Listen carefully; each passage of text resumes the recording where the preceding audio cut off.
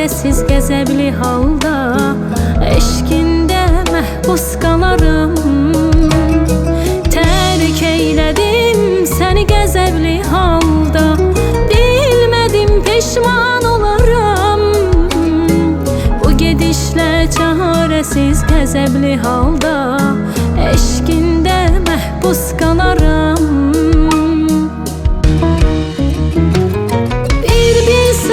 Sənin üçün darıxdım necə, taqətim qalmayıb, ümidlərim boş.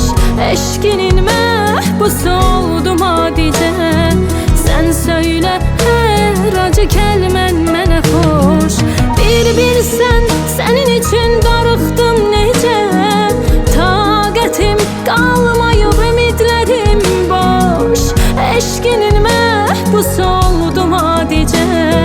Sən söylə hər acı kəlmən mənə xoş.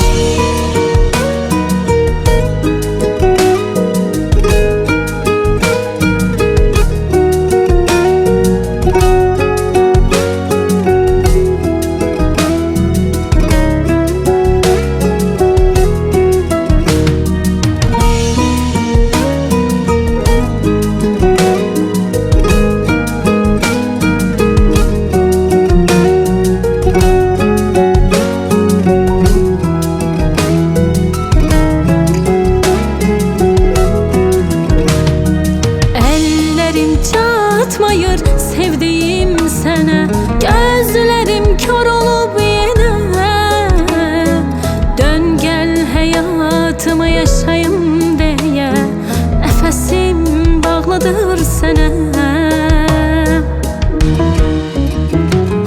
Bir bilsən sənin üçün darıxdım necə, taqətim qalmayıb, ümidlərim boş.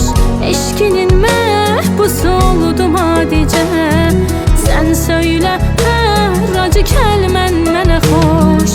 Bir bilsən sənin üçün darıxdım necə, taqətim qalmayıb, ümidlərim boş.